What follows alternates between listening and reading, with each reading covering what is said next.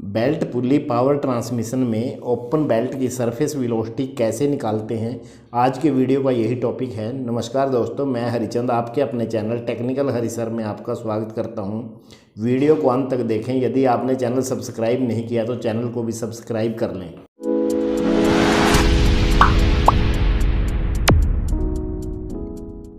तो आइए एक न्यूमेरिकल के द्वारा हम सीखते हैं कि बेल्ट की जो वेलोसिटी होती है, सरफेस वेलोसिटी, उसको कैसे निकालते हैं। इसके अलावा जो आरपीएम होती है, आरपीएम जो ड्राइवर और ड्रिवन पुल्ली की जो गिवन नहीं होती उसको कैसे निकालते हैं, और वेलोसिटी रेशो जो दोनों पुल्लियों का है जिनके ऊपर बेल्ट घूम रही है तो उसको कैसे निकालते हैं। तो ये न्यूमेरिकल देख लेते हैं हमें।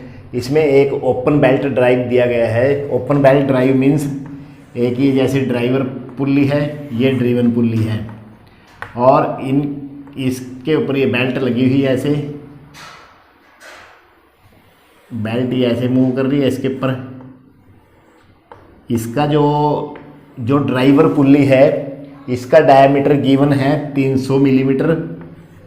जो डायामीटर गिवन है इसका 300 मिलीमीटर है, और जो ड्रिवन पुल्ली का जो डायामीटर है वो 600 मिलीमीटर है।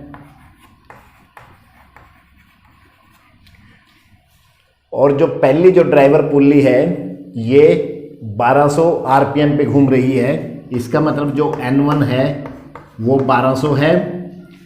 अब इसमें जो कैलकुलेट करना है हमने, एक तो आरपीएम ऑफ ड्रिवन शाफ्ट, जो ड्रिवन शाफ्ट है ये वाली, इसका जो आरपीएम हमने N2 है वो फाइंड करना है।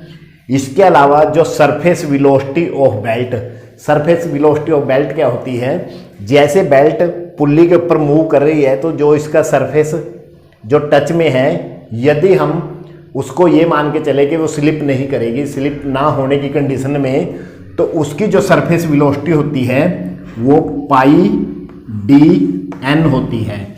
इस केस में अगर हमने ड्राइवर पुल्ली की जो सरफेस वेलोसिटी निकालनी है तो पाई D1 N1, और जो दूसरी ड्रिवन पुल्ली की है वो पाई D2 N2 द्वारा निकालते हैं। और ये दोनों ही जो सरफेस वेलोसिटी है दोनों की सेम रहनी चाहिए, क्योंकि ये दो जो बेल्ट है एक ही वेलोसिटी से घूमती है दोनों के ऊपर। तो इसीलिए जो हमारा पाई D1 N1 equal to pi D2 N2 होना चाहिए। ये हम आगे कैलकुलेट करके सीखेंगे। अब हम सबसे पहले इसका वेलोसिटी रेशो होता है वो जो डायामीटर के अनुसार होता है। जैसे डायामीटर का जो रेशो होता है उसके अकॉर्डिंग, तो इसमें जो N1 बटे N2 इक्वल टू D2 बटे D1। अब इसमें N1 क्या दिया गया है 1200 बटे N2 कितना है ये हमने निकालना है। D2 कितना है, D2 600 बटे D1 300 है। तो इस प्रकार जब हम इसको क्रॉस मल्टीप्लाई करेंगे तो N2 की वैल्यू आ जाएगी 1200 गुणा 300 बटे 600। तो ये जो N2 आ गई ये 600 आरपीएम आ गई।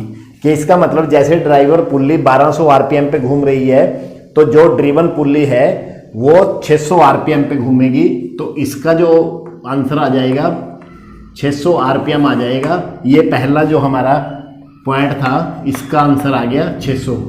अब हम इसकी सरफेस वेलोसिटी ऑफ बेल्ट निकालेंगे, जैसा मैंने फार्मूले के द्वारा आपको बताया था। जो सरफेस वेलोसिटी ऑफ बेल्ट का जो फार्मूला होता है वो है इसमें पाई D1 N1 equal to pi D2 N2। इसमें से हम कोई एक निकाल लेंगे तो वो दूसरी भी जो कैलकुलेशन वही आएगी। तो इसमें पाई की वैल्यू कितनी है 3.14 मल्टीप्लाई D1 कितना है 300 गुणा N1 1200। तो इसको कैलकुलेट करेंगे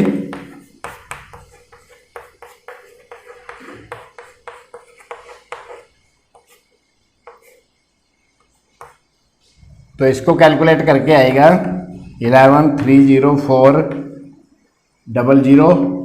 तो ये इसके जो सरफेस की जो स्पीड है ये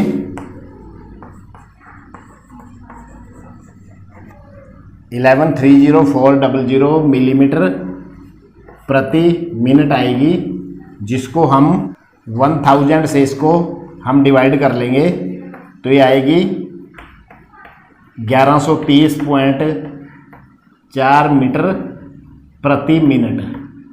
तो ये आ जाएगी जो इसकी जो सरफेस की जो स्पीड है, इसके सरफेस की स्पीड जो 1130.4 मीटर प्रति मिनट। तो इस प्रकार हम जो इसकी सरफेस की स्पीड है ये पाई d1 n1 से इसके सरफेस की स्पीड निकाल सकते हैं। अगर हम इसको भी जो पाई d2 n2 में भी अगर जो वैल्यू पुट करेंगे तो सेम यही आएगा। ये आप निकाल के अपने आप भी चेक करके देख सकते हो। अब हम सीखेंगे कि दोनों पुल्लियों का जो वेलोसिटी रेशो है वो कैसे निकालते हैं। अब वेलोसिटी रेशो निकालने के लिए हमें तो सबसे पहले जो इसकी ड्राइवर पुल्ली है वो n1 है और जो दूसरी है ड्रिवन पुल्ली है वो n2 है। तो ये इनका वेलोसिटी रेशो है, n1 की वैल्यू 1200 और n2 की वैल्यू 600। तो इसको कट करेंगे इससे तो ये आ जाएगा 2/1 या 2:1, 2:1 का जो रेशो है ये इसका वेलोसिटी रेशो है। तो इस प्रकार हम इस प्रकार के जो बेल्ट पुल्ली का कोई भी न्यूमेरिकल है इस प्रकार का, तो उसके हम जो सॉल्यूशन है उसका हम सॉल्यूशन ऐसे कर सकते हैं।